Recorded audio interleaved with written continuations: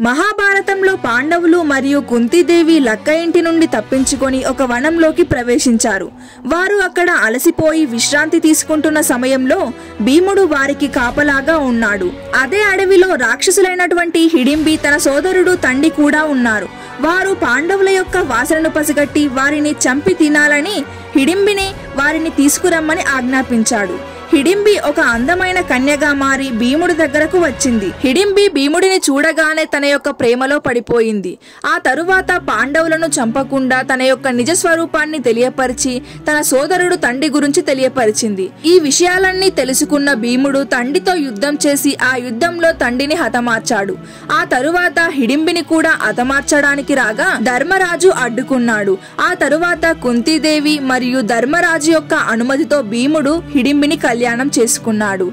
ఈ విధంగా హిడింబి మరియు భీముడి యొక్క కళ్యాణం జరిగింది.